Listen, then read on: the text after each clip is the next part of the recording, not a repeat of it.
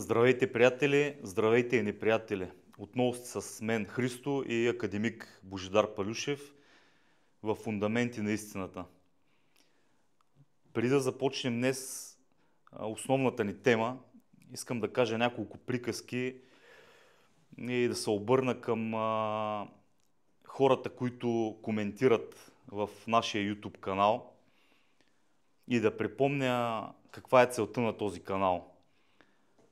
Този канал е създаден с цел хората, които се колебаят, християни става въпрос, православни, католици, протестанти, ако щете, заради многото езотерични и окултни учения, които преобладават през последните 30 години в почти всички медии и канали, да могат да си сравнят и една друга гледна точка, обяснена от един човек на науката, какъвто е академик Божидар Палюшев, член на Руската академия на науките и няма да изборявам всичките му научни звания.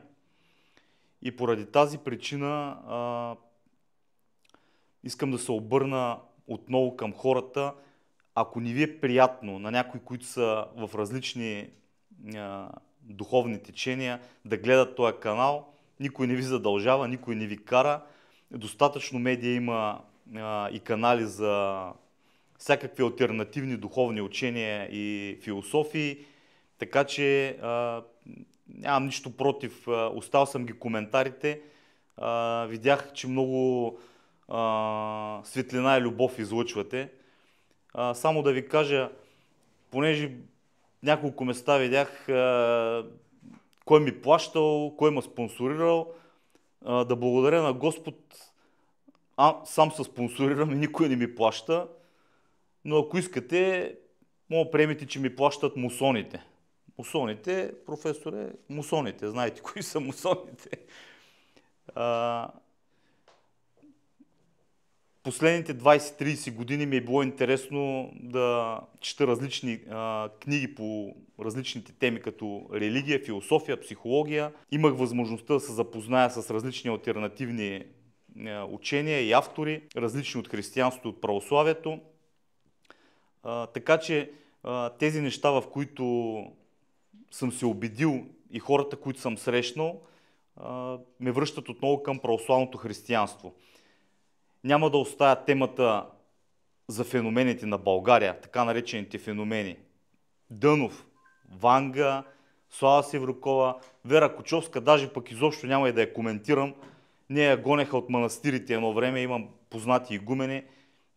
Това, че японски учени са й открили в мозъка някаква странна структура на рентген, не доказва нищо и продължаваме напред. Искам да кажа, като се обръщате се основно към мене. Аз съм го поканил академик Божидар Палюшев, тъй като последните, да кажем, една година, година и малко се запознах с неговото творчество, което няма нищо общо с цялата тая езотерика, окултизъм, който беше наслагван наистина във всички основни медии, поне около 30 години. Само слушам за извънземни прераждания, разговори с духове и всичкото това нещо, поради това, че хората, залисани в битовизми, нямат време да си отворят Библията, нямат време да разучават тая книга, нямат време да четат житията на светците, какво са казали. И когато по телевизиите и по разни канали се изправят разни доценти, професори, академици, с най-различни образования и в чужбина, и в Америка, и в Русия, няма значение къде, срещу тях застават много често, изобщо ако ги дават, тук-там е някой православен свещеник или католически, или протестант, но от научна гледна точка никой почти не може да се обоснове, с изключение на академик Божидар Палюшев, който е работил в екип с двама видни руски физици, академик Шипов и академик Акимов. Така ли е, професоре? Да. Така че обръщайте се към мене, нямам нищо против там да пишете разни глупости. Ако искате изобщо да гледате, аз ви съветвам, най-добре не ни следете. Не съм тръгнал тук да си правя аудитория. Този канал си има точно определена насоченост към хора, които имат колебания по отношение на Библията и на православието. Днеска ще си послужа с малко помощни средства, тъй като темата ще бъде дълга и интересна и ще ми се наложи да си преглеждам материалите, които съм си подготвил. Ще говорим за преражданията. Истина или мит и защо според християнските деноминации, православие, католицизъм и протестантство не съществува и не може да има прераждане. Ние живеем в общество, в което ще дам пример с един немски еколог, писал книги за Африка. Дава следния пример в една от неговите книги. Когато е бил сред едно племе туземци в Африка, им разказва за неговата кола, с която дошъл. Тя била сравнително модерна, те я видели туземците, става въпрос за джип амфибия. Амфибия е това такава кола, която може да се движи и по суша и по вода. Обяснявайки на туземците, че тая кола няма проблем да се движи и по суша и по вода, всички те били възхитени и вярвали на белия човек. Той е решил да се пошегува и им казал, че колата всъщност може и спокойно да лети. Те отново били възхитени. Същите тия туземци, да, белият човек го казал, значи колата може и да си лети спокойно и го приели за истина. Общо взето, ние в момента, нашето общество не се различава много от туземците. Зависи кой авторитет ще се изправи по телевизията или в някакъв канал да говори. Ако утре чуем по новините, че Илон Мъск е казал, че може да лети вече до Плеядите и до Сириус, нямам съмнение, че 50% от хората, каза го Илон Мъск, значи е вярно. И така, сигурно много хора се чудят, що ще говорим за прераждането, на кой му пука за прераждането. Проблема на прераждането, че всъщност е най-голямата и най-съвременната ерес в нашия век по отношение на християнството. През вековете е имало много видове ереси, но последните 50-100 години разни окултисти и езотерици въведоха това понятие, взимайки го от New Age, така наречената нова религия, която обединява различни клонове на различни религии и от далечния изток. Големия проблем идва от това, че все още се твърди, ние сме правили специално предаване с професора, който иска може да го изгледа в канала, за това дали е автентична Библията. Всъщност, конспирацията, която се опитват да ни внушат, е, че Библията е страшно манипулирана книга, изкривена, преправена и има едни тайни учения, едни тайни книги, които се крият някъде в Ватикана или в някакви други библиотеки и хората не могат да стигнат до истината. И само избрани ще могат да докоснат тая истина, ако намерят тези книги.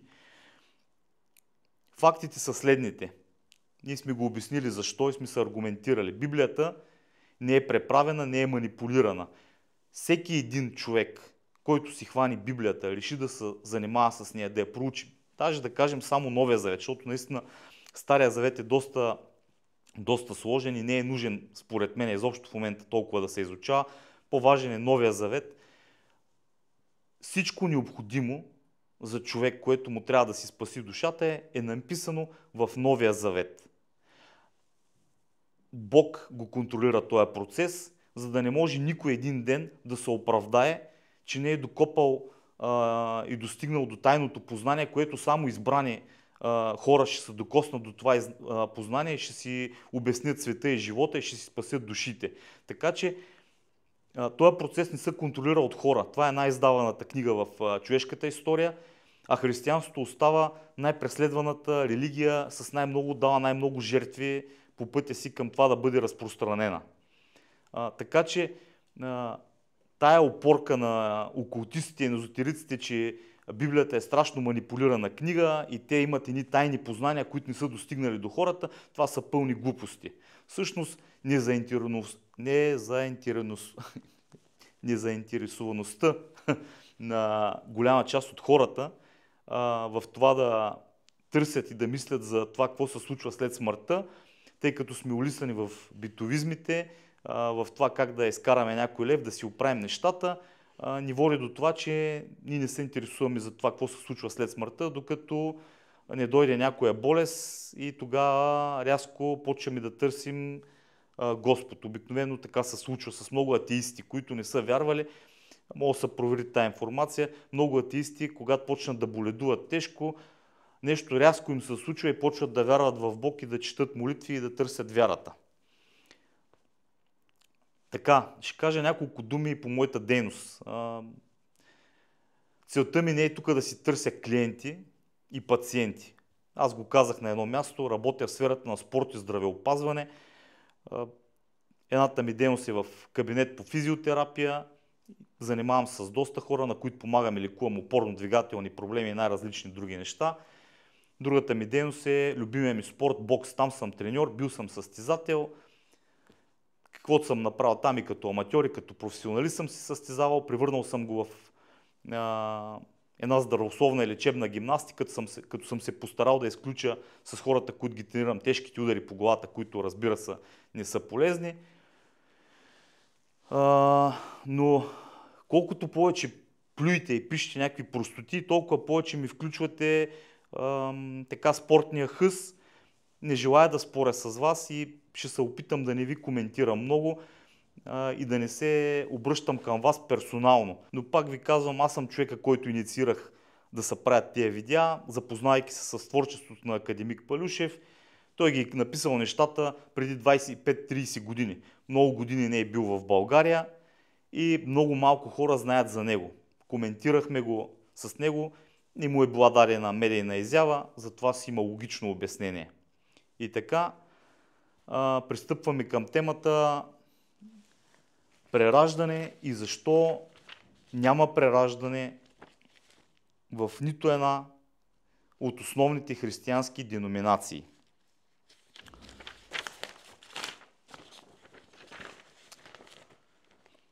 В Библията, ще цитираме основно Библията, професора ще обясни от научна гледна точка по-нататък. Някои от нещата ще бъдат вместени в последната му книга. Така, от гледна точка на Библията ще ви изредя доста аргументи, защо няма прераждане. На едно от първите места, че в Библията се споменава за непростим грях. В света често се говори за карма. Идеята е, че всичко, което правим, не се връща рано или късно. Добро с добро, зло с зло. Това учение идва от източните религии и е възприето от много хора, включително и в New Age философията. Според кармата няма прошка. Има само закон на възмездието, който действа чрез безброй животи. Христос казва нещо съвсем различно. В Матей 2. Всеки грях и хула ще се прости на човеците, но хулата против Светия Дух няма да се прости, нито в този свят, нито в бъдещия. Това не е просто предупреждение, това е принцип, който подкопава самата същност на кармата. И се обяснява защо. Христос учи, че всеки грях може да бъде простен, ако човек се покае.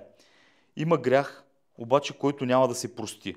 Съзнателно и упорито отхвърляне на Светия Дух, който ни зове към истината и покаянието. Не защото Бог не иска да ни прости, а защото човек сам се затваря за неговата благодат. Точно това нещо опровергава кармата. Ако кармата беше истина, всички последствия биха били изплащани, всички грехове балансирани в бъдещи животи. Нямаше да има непростимост, нито окончателно отхвърляне. Но Христос казва ясно, има нещо, което не се лекува с време, дела или нови животи. Защото не става дума за действия, а за отношение на сърцето към Бог. Прошката не е автоматичен баланс. Тя е дар от личен Бог. Но само за онзи, който с покаяние приеме непростимия грях, доказва, че първо, Бог не е безличен закон като кармата, а личност. Говорим за християнския Бог. Спасението не е механично, а личен избор. Няма прераждане. Има един живот, едно решение, една прошка, едно спасение. В Евреи 9.27 се казва нещо, което е също един от най-основните аргументи против прераждането. На човеците е отредено да умрат един път, а след това съд. Това е един от най-преките текстове срещу прераждането. Утвърждава, че човек живее веднъж, умира и след това е съден. Не се връща на земята в друго тяло. Нещо да добавите по това, професоре, до тук, което казах. No comment. Разбрах. Лука 16, 19, 31. Притчата за богаташа и Лазар. В тази притча Исус описва как след смъртта душата на бедния Лазар отива в Аврамовото лоно, рай, а душата на богаташа в място за мъки. И там се казва: между вас и нас има голяма бездна, така че уния, които искат да преминат от тук към вас, не могат, нито пък оттам да преминат към нас. Ясно се показва, че след смъртта съдбата на човека е необратима. Не се споменава възможност за нов живот на земята. Коринтияни 2. Защото всички трябва да застанем пред съдийския престол на Христос, за да получи всеки според онова, което е вършил, докато е бил в тялото, добро или зло. Подчертават, че този живот в тялото е решаващ. Няма място за повторно му правене чрез прераждане. Нещо да добавите, академик Палюшев. Йоан 5. Идва час, когато всички, които са в гробовите, ще чуят глас и гласа му ще излязат. Онези, които са вършили добро, ще възкръснат за живот, а които са вършили зло, за осъждане. Отново еднократен живот, смърт, възкресение. Не цикъл от прераждания. Ако разгледаме цялостно библейската картина, виждаме ясно: един живот, смърт и съд, възкресение или осъждане. Това е в пълно противоречие с идеята за карма и прераждане в източния смисъл. Как това се вписва в православното учение? Давид като пророк, как вече говорим за Стария Завет, говори за лична отговорност, покаяние и надежда за Божия милост. Неговото разбиране за смъртта и вечността е напълно съвместимо с Новия Завет. Един живот, после съд и вечен живот с Бога. Много е важно, като говорим за прераждането, да споменем разбойникът на кръста в Лука 23:43. Когато Христос е бил разпнат, до него имало двама разбойници, които са били разпънати също. Единият от разбойниците, осъзнавайки, че до него стои разпънат Бог, осъзнавайки неговата грешност, казва, че разбира защо е разпънат и разбира, че до него е Христос, живия Бог, и му казва да си спомни за него, когато отиде в царството си. Тогава Христос му казва следното: истина ти казвам, днеска ще бъдеш с мен в рая. Спасение чрез покаяние, без прераждане и карма. Този човек е бил абсолютен престъпник и грешник. Той не е направил нищо добро, просто в последния час или там минутите от живота си осъзнава, че е грешен и търси покаяние и намира смирение в сърцето си. Ясно е показано, че не му трябва дела, когато е намерил покаяние в сърцето си и е спасен по Божия милост, а не чрез дела. Нещо, на което една тема, която много хора сега ще се замислят, в Матей 19:14. За невинността на децата става въпрос. Ако чували ли сте някой, когато види някакво дете, което е страдащо или починало, да говори така, по такъв начин, че това дете е било някакъв престъпник в предишен живот и сега трябва да страда безброй животи, да се преражда в някакви неприятни места и да си плаща греховете и да боледува. Христос казва нещо съвсем различно. На децата е Царството Божие и ако не се обърнем и не станем като деца, никой няма да влезе в Царството Божие. Христос не казва, че страдат децата заради минал живот. Те са пример за чистота. Това е, може би, един от най-мощните аргументи. Децата са най-чистите същества и всички светци и свети отци на православната църква са казвали по отношение на това, когато някой детенце почине или пострада, че това са приемат автоматично в небесата като равносилни на ангели души. Толкова са чисти децата. За упокойните молитви в православната практика. Молитвите са за лична душа, не за някаква безлична енергия в прераждане. По отношение на заупокойните молитви, това е един от механизмите, които е оставил Бог да помагаме на починалите. Извършвайки молитви за тях и вършейки добри дела, по този начин може да се намаля тежестта на техните грехове и Бог да прояви милост в някакъв момент, ако види особено, че тяхното потомство се старае да върши по-праведен живот. В Давид 2, Царства 12, 23, Давид казва за починалия си син, цар Давид казва за починалия си син: аз ще отида при него, но той няма да се върне при мене. Давид вярва в една смърт, среща след смъртта, не нов живот. Закона на Мойсей: греховете се предават, не се прераждат. В Изход 25 се казва: аз Господ съм Бог ревнив, който наказа вината на бащите върху децата до трето и четвърто поколение. Ясно се подчертава, че страдат поколенията, а не прераждания.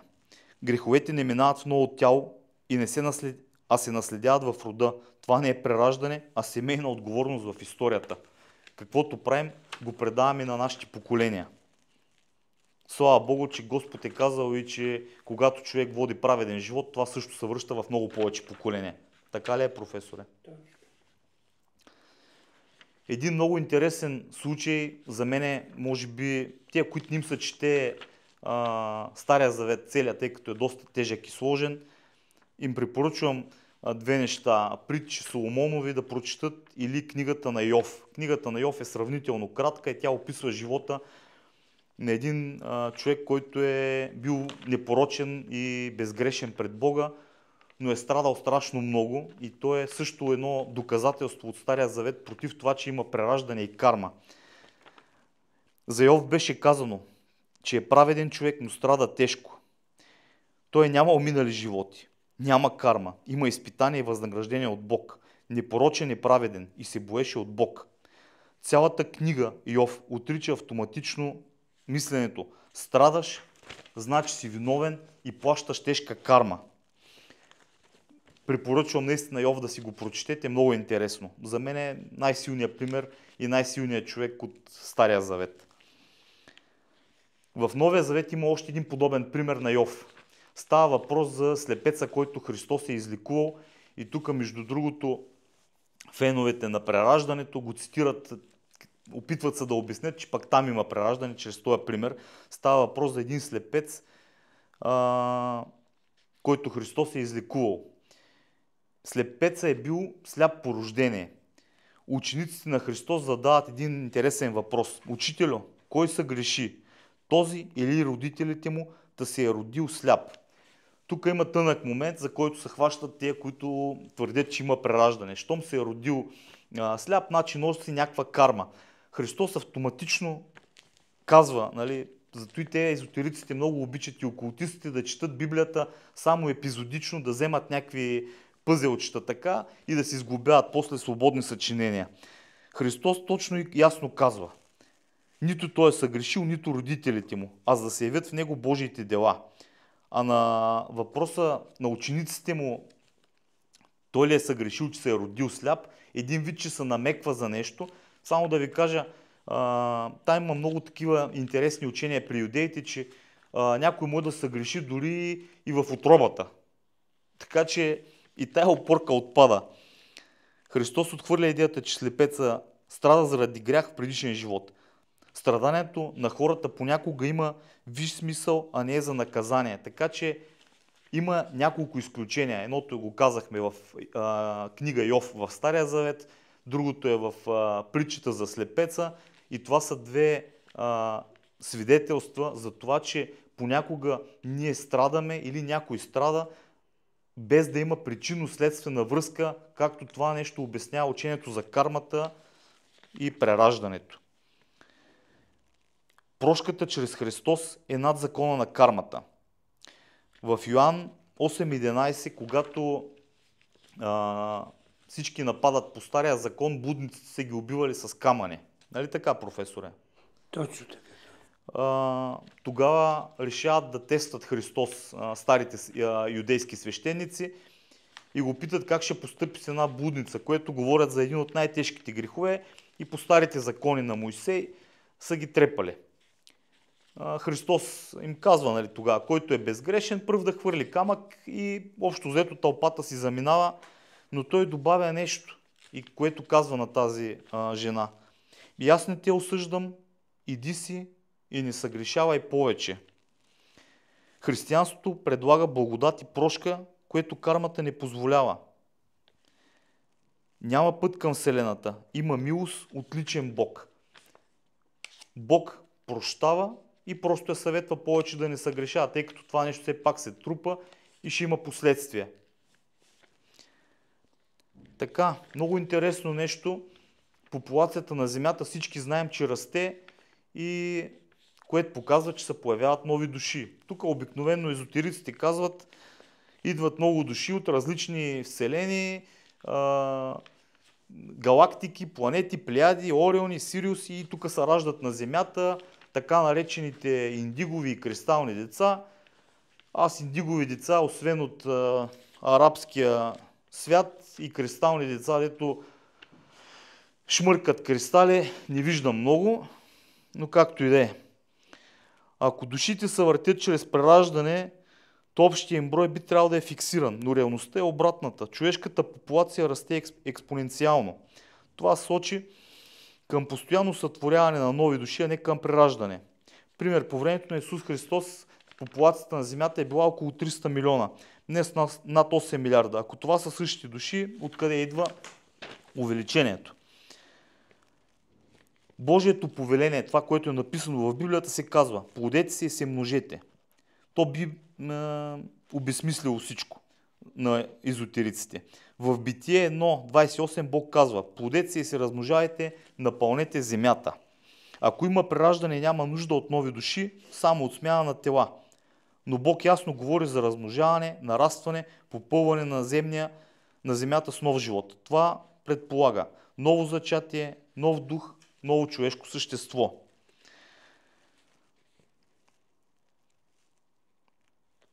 Прераждането отрича всъщност смисъла на кръста, с което е пострадал Христос и изкупил греховете. Чувал съм много така от New Age теченията и от тези, които миксират религиите, разни езотерици и окултисти, че Христос се бил прераждал и той.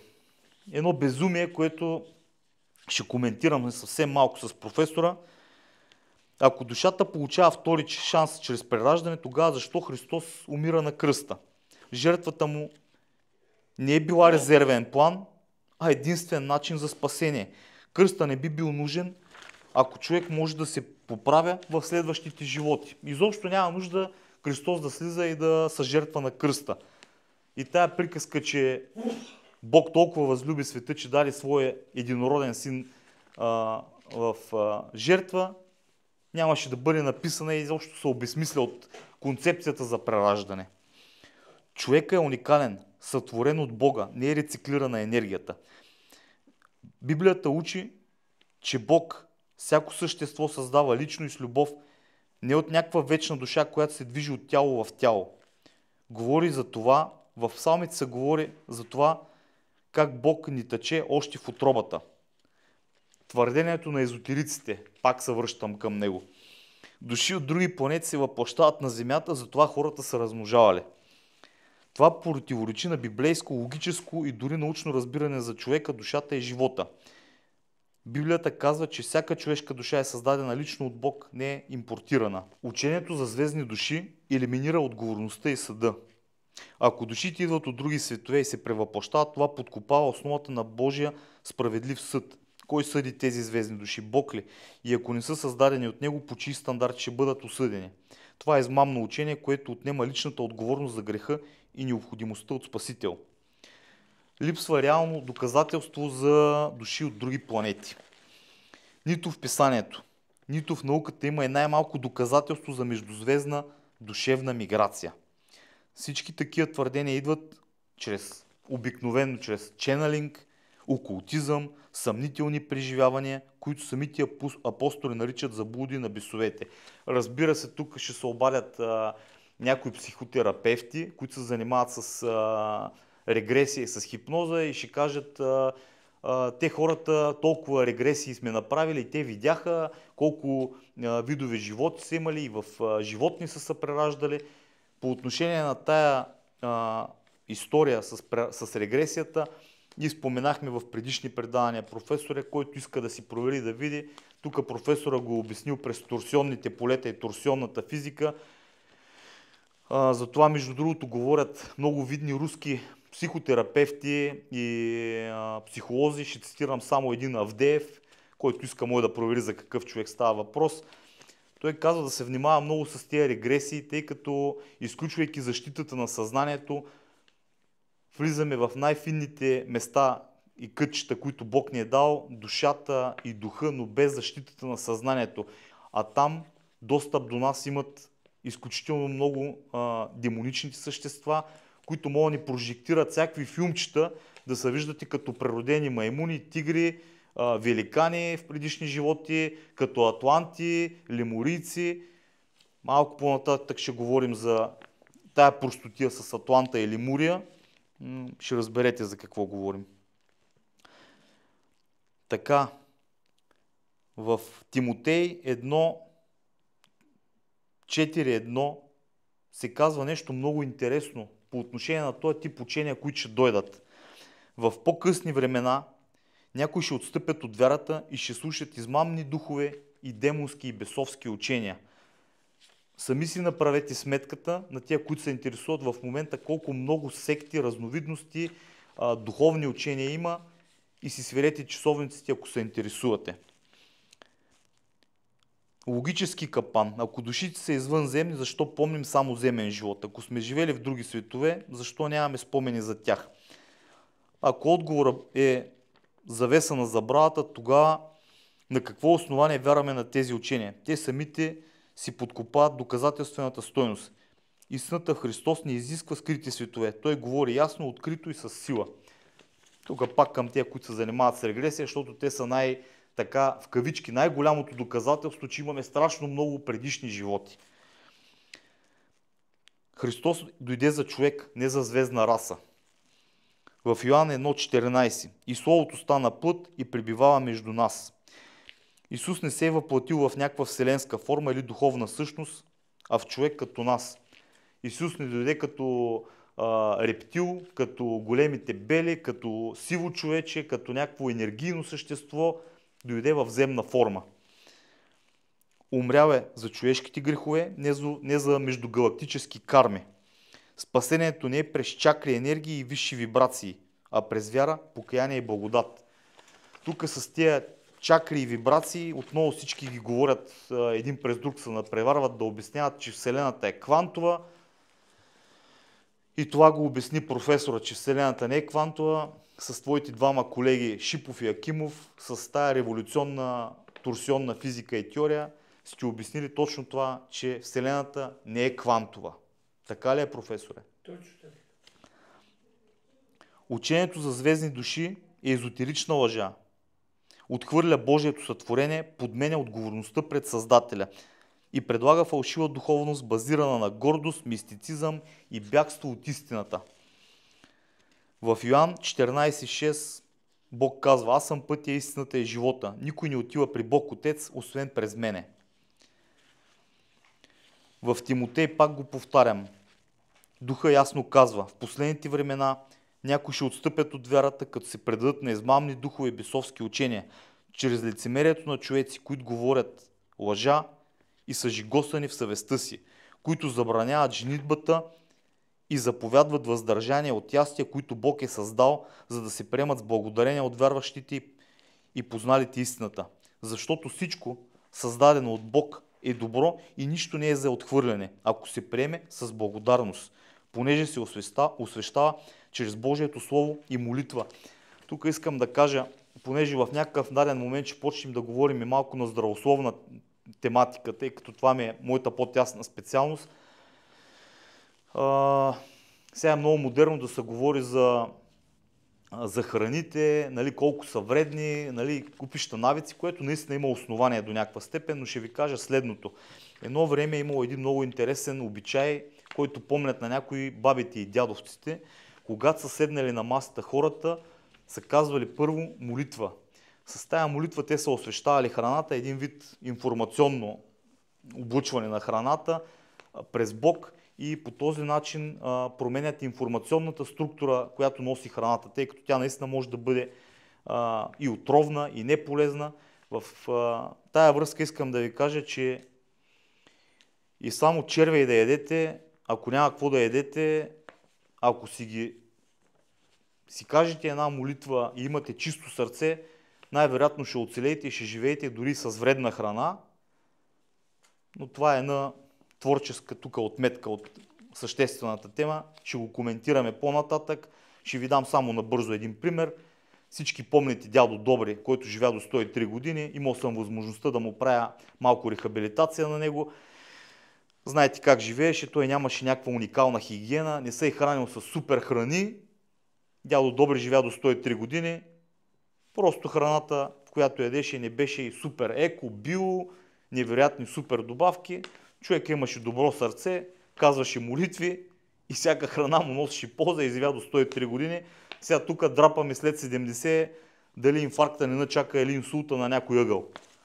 Така.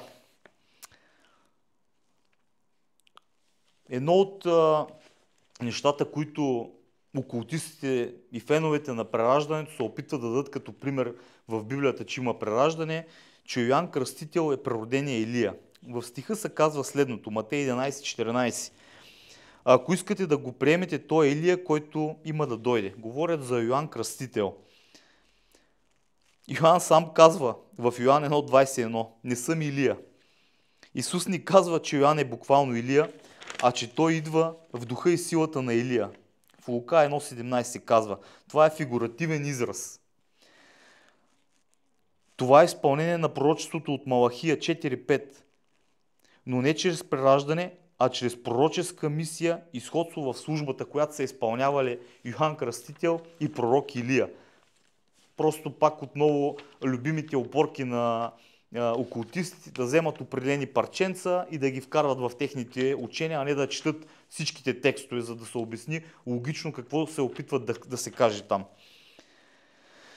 Така. Има едно понятие в Йоан 3:3, новораждане. Стиха е следния. Ако някой не се роди отново, не може да види Божието царство. Отново използвано от приятелите на прераждането.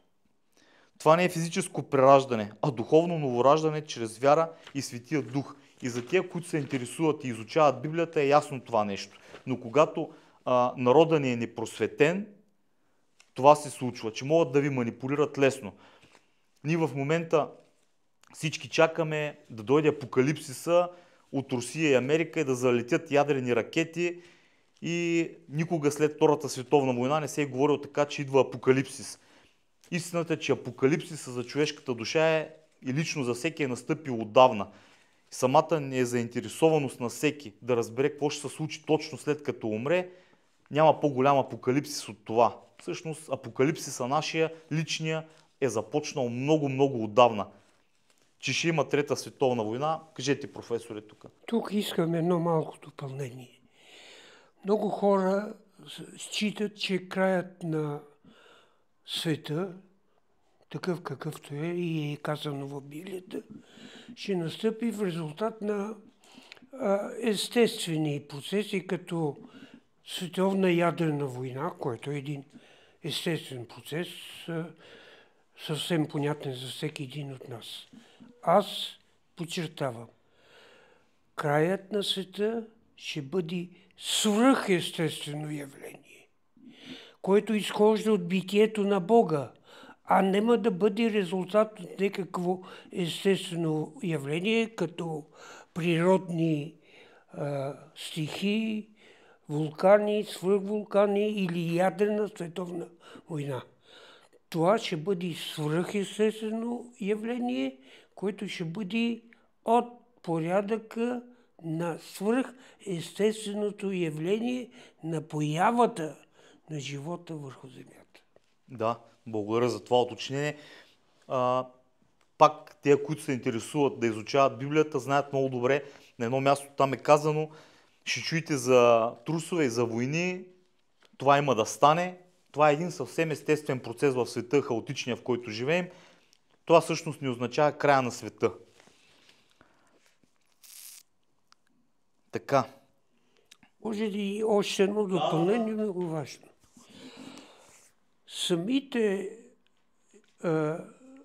радетели на учението за прераждането се осланят на факта, че човек в своите различни прераждания се осланя на собствения си труд и дейности, които обуславят това дали той върши добри дела или лоши дела, и тогава се налага самата карма, която създава новото прераждане на човека в по-лоша система. Пълно противоречие с библейското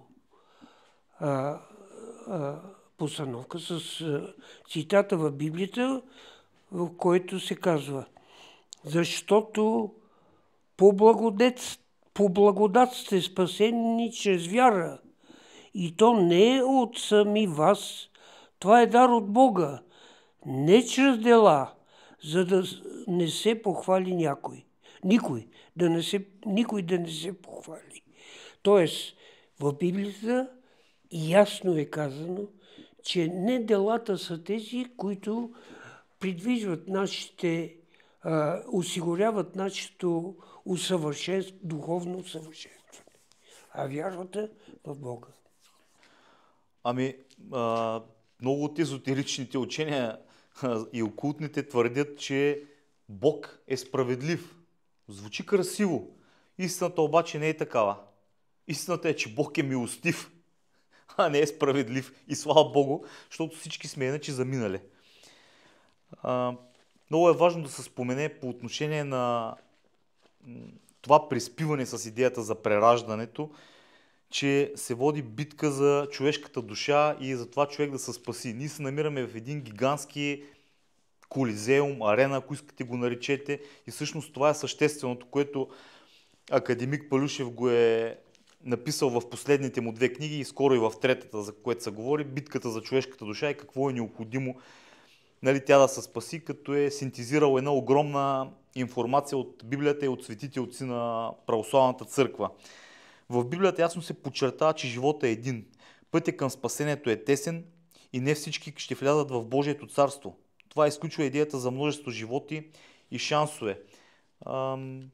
Ние не се замисляме, но всъщност вечността идва след смъртта и тя няма да бъде в прераждания, и ние тук сме на едно бойно поле, в което са го казали апостолите: вашата битка не е срещу човеци, а срещу демонични сили. В Матей 7 Господ Исус Христос казва: влезте през тесните врата, защото просторни са вратите и широка е пътеката, която води към погибел, и мнозина са, които ще минат през нея. Понеже тесни са вратите и стеснена е пътеката, която води към живот, и малцина ги намират. Пътя към вечния живот е тесен и труден и само малцина ще го намерят. Автоматично ни се казва, че ще има ад. На кой му харесва, и на мен сигурно не ми харесва, но такова нещо ще има. В Матей 19, в Марк 10, в Лука 18 Господ Исус Христос казва: истина ви казвам, трудно ще влезе богат човек в небесното царство. По-лесно е камила да мине през иглено ухо, отколкото богат да влезе в Божието царство. Привързаността към богатството прави спасението още по-трудно. Сега, тук има много и различни интерпретации, но под богатство е много важно да се каже, че думата богатство не става въпрос само за материално и финансово богатство, защото истината е, че много богати хора ще се спасят, просто защото живеят добре, съобразяват се с Божиите закони. Тук под богатство не се говори конкретно за финанси и имоти. Тоест, има много богати хора, които правят изключително големи добрини и ще намерят място в рая до Бог.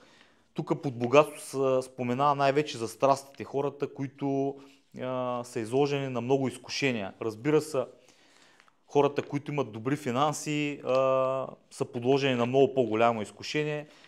Лично аз в едни определени периоди си признавам, че с доста малко финанси успях да сътворя доста простоти, с което не се гордея, разбира се, но виждал съм така по мои клиенти и приятели, които имат повече финанси, че битката е много жестока да устоиш на това изкушение, да си позволиш много, много неща, които реално Бог ги е отредил да са забранени. В Лука 13:24 се казва: старайте се да влезете през тесните врата, защото, казвам ви, мнозина ще искат да влязат и няма да могат. Изисква се усилие и постоянство, не просто желание. В Матей 22:14 имат много интересно изречение отново от Господ Исус Христос. Мнозина са звани, а малцина са избрани. Не всички, които чуят Божия призив, отговарят с истинска вяра и живот. Разбира се, тук някои ще зададат въпроса: добре бе, само християните ли ще бъдат спасени и ще отидат в рая? Ами истината е така според Библията и това не значи, че няма добри хора в Индия, в ислямския свят, но какви са фактите? Много християни се обърнаха и станаха мюсюлмани, будисти, хиндуисти и обратното. Много китайци, индийци, африканци са се обърнали, са станали християни. Всеки има избор да го направи. Всички ние сме чували за Корана, за Буда, така и те са чували за Библията. Въпрос е дали човек се интересува от този тип духовни книги, може да си събира информация от тия книги и да си сравнява. Дали ще си избере да следва Корана, Библията, хиндуизма, будизма, как ще ги интерпретира и към кой отбор ще се присъедини. Ние с академик Палюшев и предполагам с нашата аудитория или част от нашата аудитория сме си избрали отбора на Христос, поне се стараем да бъдем в него. Между другото, виждам и хубави коментари на места. Благодаря на тези хора, които са решени да следят това, което говорим с академик Палюшев. Радвам се, че има и такива хора и ще се опитаме да продължим смело напред. Да, професоре.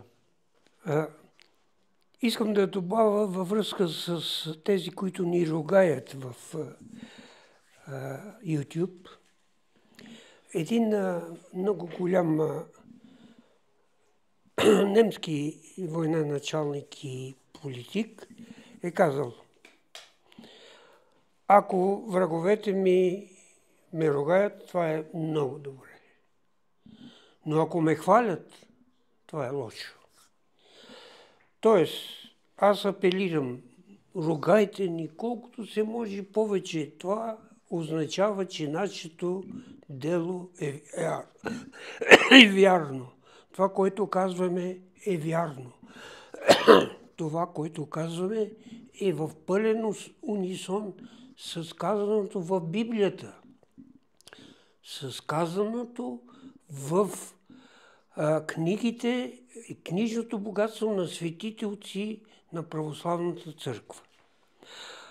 Едно друго доказателство в тази връзка. Един много голям аргумент, аз искам да го дискутира малко повече. Ти спомена за него. Това е по въпроса за светеца, за слепеца, който беше излекуван от слепотата си от Исус по един свръхестествен начин. И коментарите, въпросите, които му задават неговите ученици. Тези въпроси напомнят до голяма степен аргументите на привържениците на прераждането. Те казват: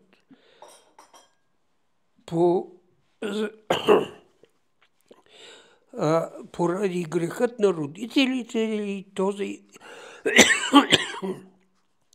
този слепец е получил това страдание в своя живот или по какви други причини, които ние не бихме могли да ги обясним по обозрим начин.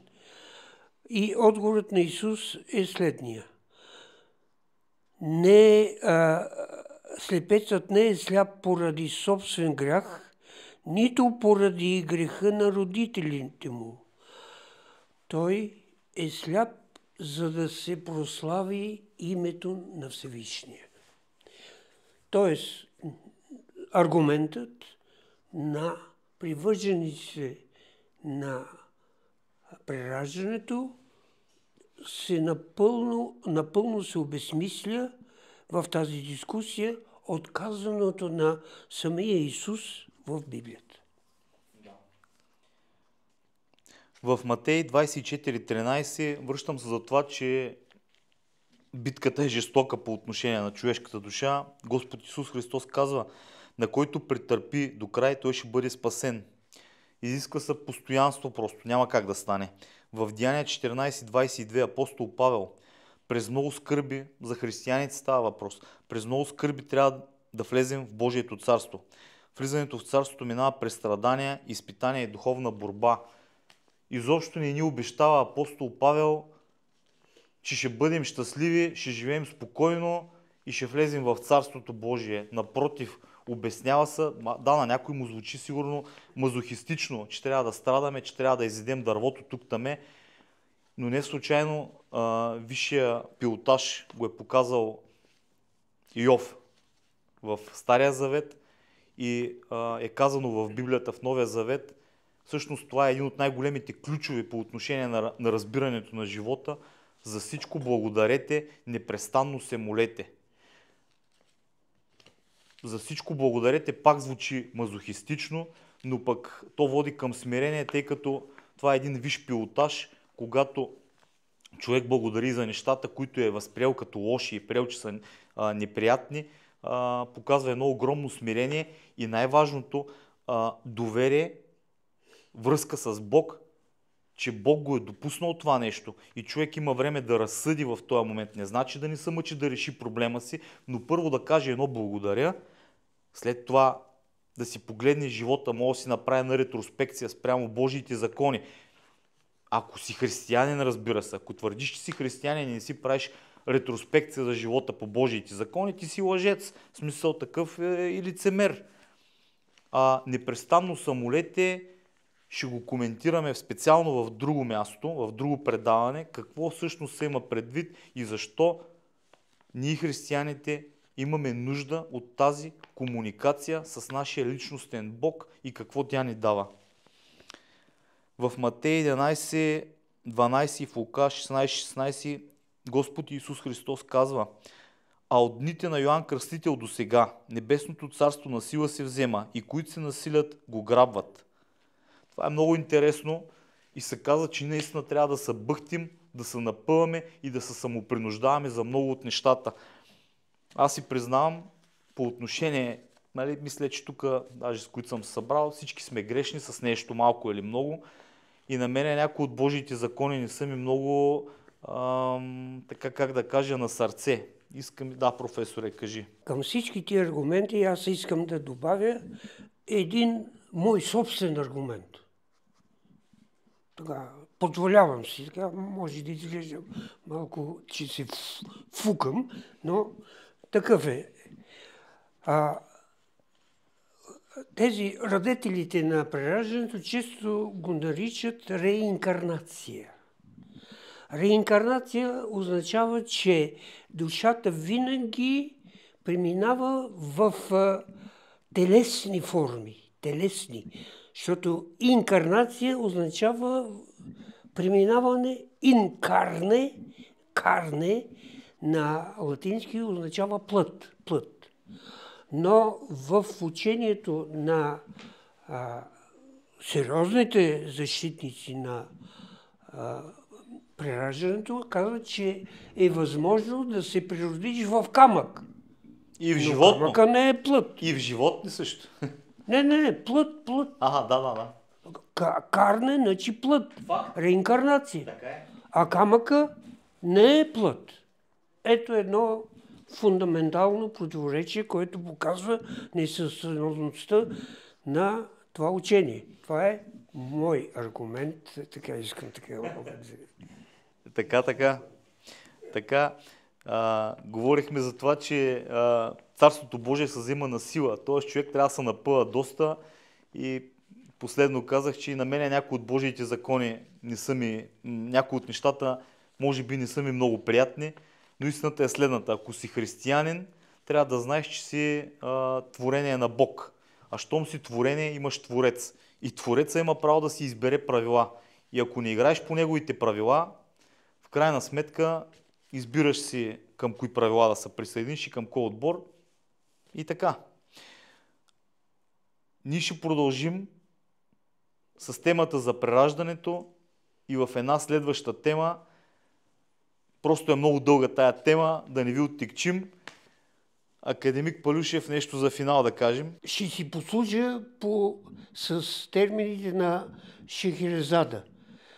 Знаете, там има такъв момент, когато става въпрос в арабската митология за Шехерезада. Спираме на най-интересното място, за да запалим интереса на хората и да очакват с нетърпение следващото предаване.